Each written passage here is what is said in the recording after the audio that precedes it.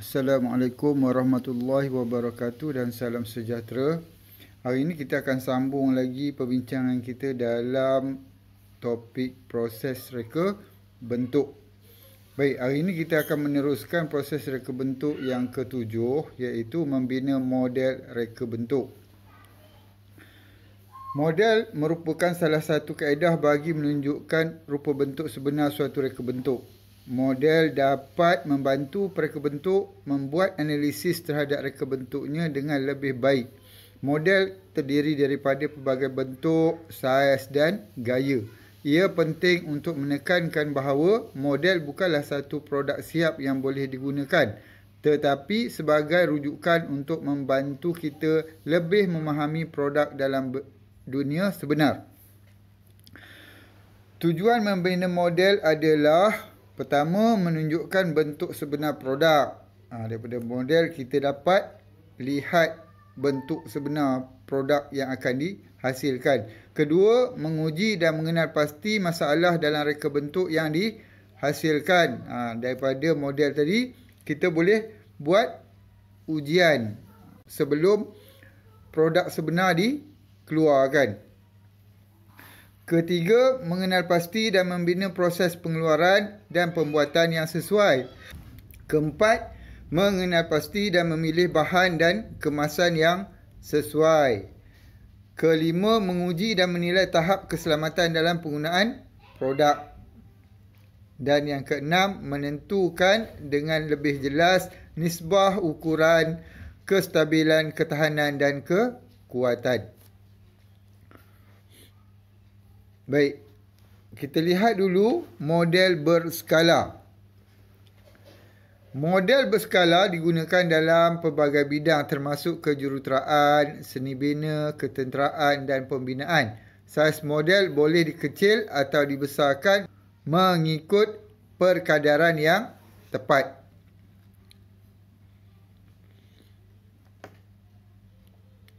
Ciri-ciri model berskala. Pertama, mengurangkan kos penghasilan model berbanding model bersaiz sebenar. Kedua, menjimatkan masa kerana tidak perlu membina model bersaiz sebenar. Ketiga, analisis awal dapat dibuat tanpa membina model saiz sebenar.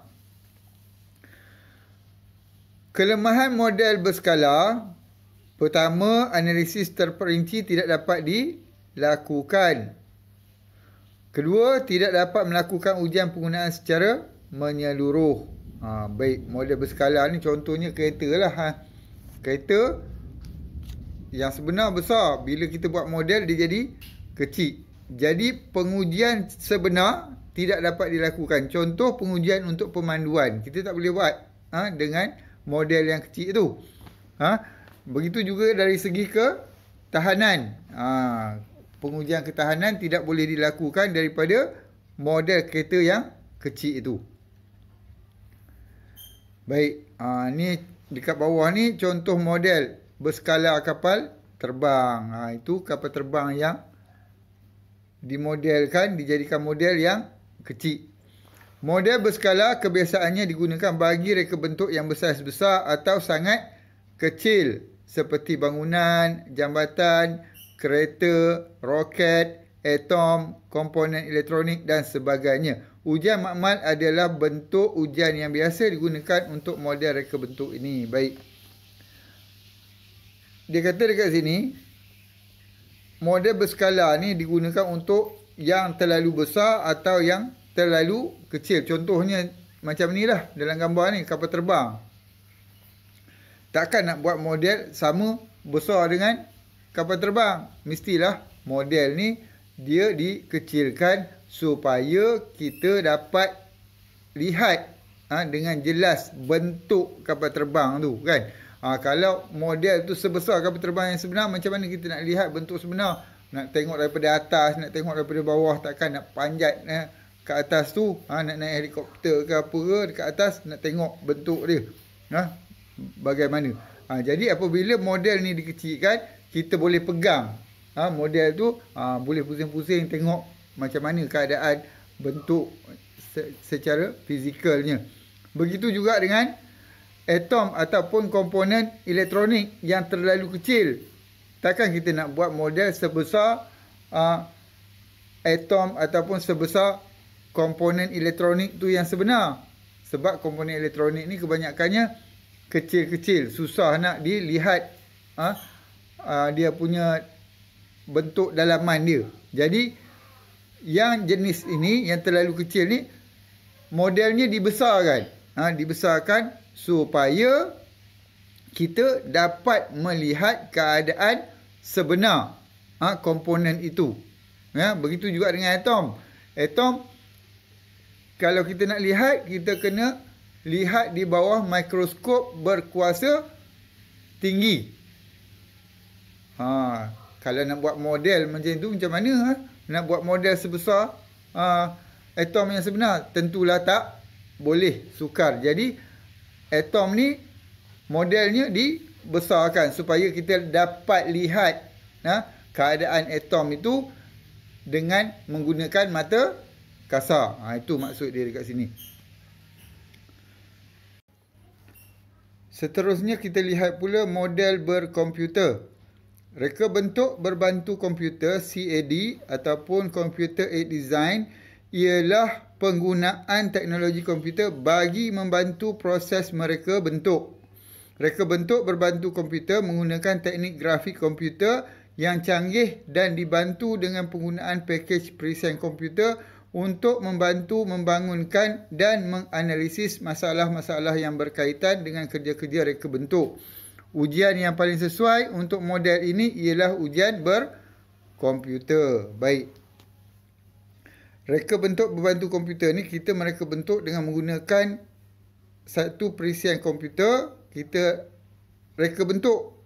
Contoh, kita reka bentuk kereta di komputer menggunakan perisian-perisian yang tertentu. Jadi apabila kita mereka bentuk di komputer, daripada reka bentuk tu kita boleh menghasilkan satu model dalam bentuk ataupun dalam gambar 3 dimensi yang ada dalam komputer tu, di mana daripada gambar yang dihasilkan tu kita boleh rotate, kita boleh pusing-pusingkan model yang ada dalam komputer tu untuk melihat bentuk yang sebenar. Selain daripada itu, dengan menggunakan teknik ini, model yang kita hasilkan dalam komputer tadi boleh kita uji. Boleh kita uji sama ada dari segi ketahanannya. Kalau kereta, kita boleh uji daripada segi kelajuannya melawan angin. Kita boleh uji bentuk dia, aerodinamik dia dan sebagainya dengan menggunakan komputer. Ini ialah model berkomputer. Ini contoh dia lah. Contoh reka bentuk CAD. Baik. Ciri-ciri CAD ni ialah pertama, tahap penghasilan reka bentuk atau lukisan yang lebih tinggi. Kualiti dia lebih tinggi. Kualiti lebih tinggi dalam suatu reka bentuk, keseragaman pengeluaran, menjimatkan ruang penyimpanan dokumen fizikal dan pengiraan dan analisis reka bentuk yang cepat. Daripada reka bentuk dan pengujian ni, kita dapat data daripada komputer tu dengan cepat. Tak payah nak kira-kira apa semua, dia generate terus kat dalam komputer. Baik, kelemahan penggunaan perisian CAD. Pertamanya, harga perisian sistem CAD ni dia mahal. Dia sangat mahal lah. Kedua, pengujian tidak dapat dilakukan pada situasi sebenar. Dia tak letakkan model tadi pada situasi sebenar. Contoh, tadi saya sebut buat model kereta. Dia letakkan pada situasi di mana dia melawan angin. Bagaimana dia punya rintangan terhadap angin apa semua, bukan dalam keadaan yang sebenar, tetapi itu hanyalah satu simulasi, hanya satu simulasi.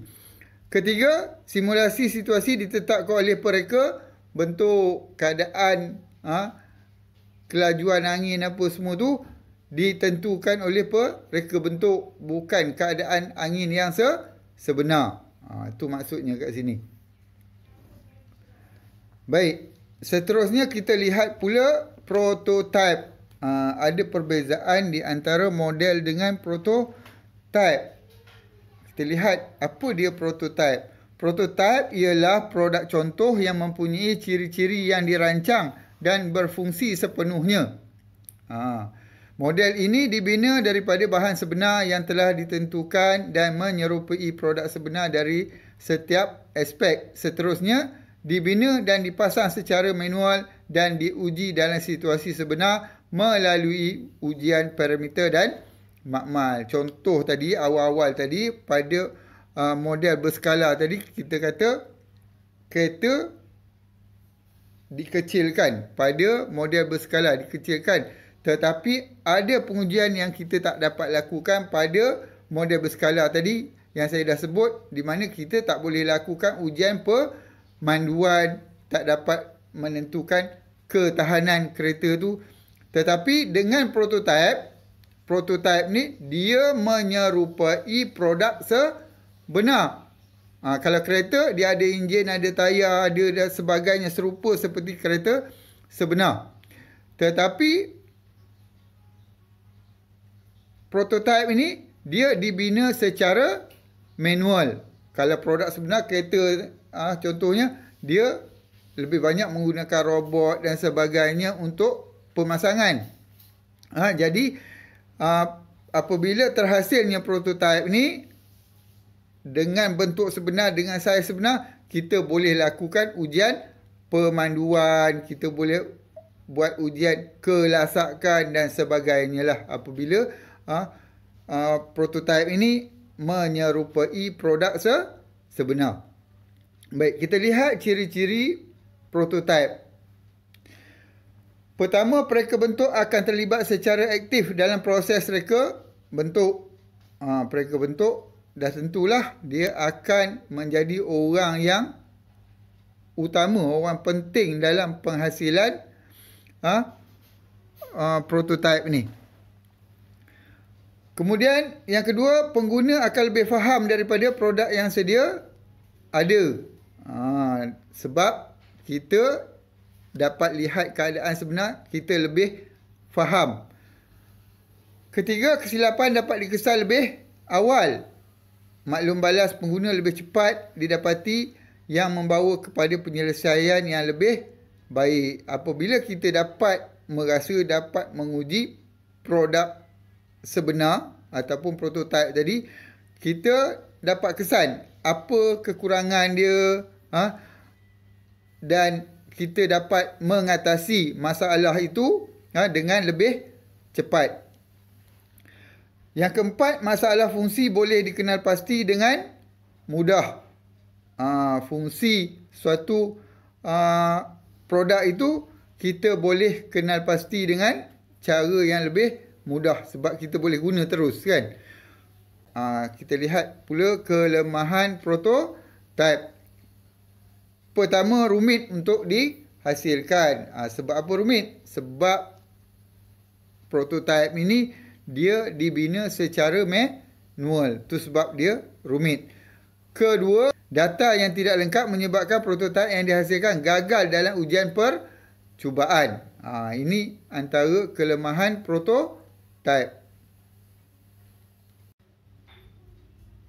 Baik, kelemahan penggunaan periksaan CAD. Pertamanya, harga periksaan sistem CAD ini dia mahal. Dia sangat mahal lah. Kedua, pengujian tidak dapat dilakukan pada situasi sebenar. Dia tak letakkan model tadi pada situasi sebenar. Contoh, tadi saya sebut buat model kereta. Dia letakkan pada situasi di mana dia melawan angin. Bagaimana dia punya rintangan terhadap angin apa semua, bukan dalam keadaan yang sebenar, tetapi itu hanyalah satu simulasi, ya. Hanya satu simulasi. Ketiga, simulasi situasi ditetapkan oleh pereka bentuk, keadaan, kelajuan angin apa semua tu ditentukan oleh pereka bentuk, bukan keadaan angin yang sebenar. Itu maksudnya kat sini. Baik, seterusnya kita lihat pula prototype. Ada perbezaan di antara model dengan prototype. Kita lihat apa dia prototype. Prototype ialah produk contoh yang mempunyai ciri-ciri yang dirancang dan berfungsi sepenuhnya. Model ini dibina daripada bahan sebenar yang telah ditentukan dan menyerupai produk sebenar dari setiap aspek. Seterusnya, dibina dan dipasang secara manual dan diuji dalam situasi sebenar melalui ujian parameter dan makmal. Contoh tadi, awal-awal tadi, pada model berskala tadi, kita kata kereta dikecilkan. Pada model berskala dikecilkan. Tetapi ada pengujian yang kita tak dapat lakukan pada model berskala tadi yang saya dah sebut, di mana kita tak boleh lakukan ujian pemanduan, tak dapat menentukan ketahanan kereta tu. Tetapi dengan prototype ni dia menyerupai produk sebenar. Kalau kereta dia ada enjin, ada tayar, ada dan sebagainya serupa seperti kereta sebenar. Tetapi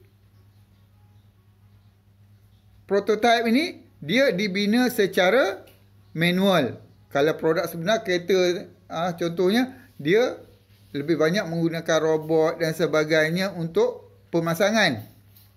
Jadi apabila terhasilnya prototype ni dengan bentuk sebenar, dengan saiz sebenar, kita boleh lakukan ujian pemanduan, kita boleh buat ujian kelasakan dan sebagainya lah apabila prototype ini menyerupai produk sebenar. Baik, kita lihat ciri-ciri prototype.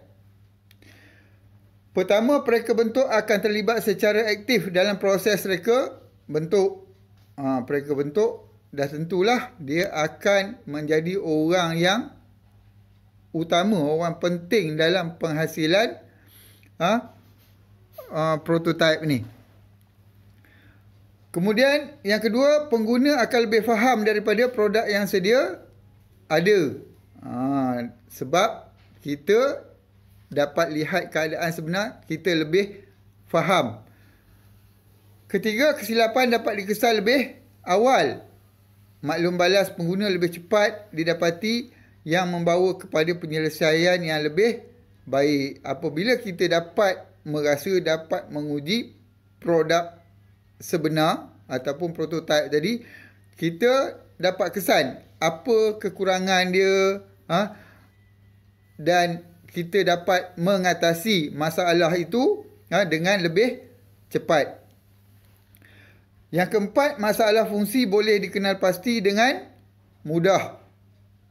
Fungsi suatu produk itu kita boleh kenal pasti dengan cara yang lebih mudah sebab kita boleh guna terus, kan. Kelemahan prototype. Kita lihat pula kelemahan prototype. Pertama, rumit untuk dihasilkan. Sebab apa rumit? Sebab prototype ini dia dibina secara manual. Itu sebab dia rumit. Kedua, data yang tidak lengkap menyebabkan prototype dihasilkan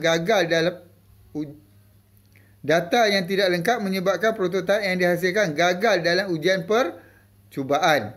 Ini antara kelemahan prototype. Bahan untuk membina model. Untuk menghasilkan model reka bentuk, terdapat banyak bahan yang boleh digunakan. Penggunaan setiap bahan ini bergantung kepada reka bentuk dan jenis model reka bentuk yang ingin dibina. Okey, kita tengok jadual 2.3 ni, iaitu jenis bahan untuk membina model. Baik, kategori bahan yang pertama ialah bahan kepingan. Bahan kepingan ni seperti papan, cardboard, kepingan logam, kepingan aluminium dan juga kepingan plastik. Kemudian bahan padu, iaitu bongkah kayu dan juga polistirena. Boleh jadi juga besi, ya. Kemudian bahan jalur, contohnya tali, benang, dawai. Kemudian bahan lembut, iaitu tanah liat, kapur dan juga simen mortar. Kemudian bahan sambung. Bahan sambung ni ialah bahan yang nak digunakan untuk proses penyambungan. Contohnya paku, skru, pita perekat dan juga gam. Yang terakhir ialah bahan bermodul, iaitu litar elektronik, sistem hidrolik dan juga sistem pneumatik. Itu ialah kategori bahan dan contoh-contoh bahan untuk membina model. Bagi projek penghasilan kotak mainan ini, model prototipe dipilih sebagai model reka bentuk yang sesuai kerana pertama, ujian penggunaan boleh dilakukan dengan lebih tepat. Kedua, kelemahan dapat dikesan dengan lebih mudah. Ketiga, idea penambahbaikan dapat dijana dengan lebih tepat hasil daripada ujian yang menyeluruh. Ini model yang kita belajar daripada awal tu. Proses reka bentuk untuk menghasilkan produk ni. Jadi model yang dipilih ialah prototype. Baik, jadual 2.4 menunjukkan bahan-bahan yang digunakan untuk menghasilkan prototype di atas. Kita lihat bahan bagi setiap komponen dalam produk. Yang pertama, kotak.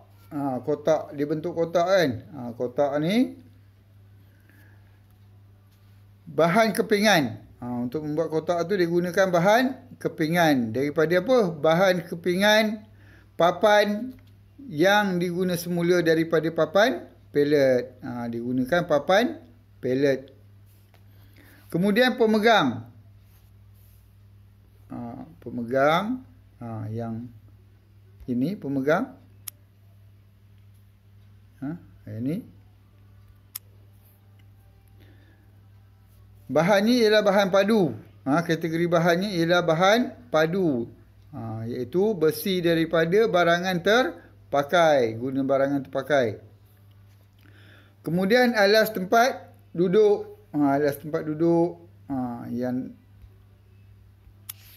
ini. Alas tempat duduk. Bahan lembut. Iaitu span yang dibalut dengan fabrik. Kemudian penyambung. Penyambung ni, kayu-kayu pellet tadi nak buat kotak dia kena sambung lah kan. Baru boleh jadi kotak. Bahan yang digunakan ialah paku dan skru. Kemudian roda. Roda juga merupakan bahan padu. Bahannya ialah rod besi daripada barang terpakai. Kemudian tali penarik. Tali penarik ialah bahan jalur. Kategori bahan jalur iaitu tali guni terpakai. Okey. Ini ialah bahan untuk membina model. Bahan untuk membina model.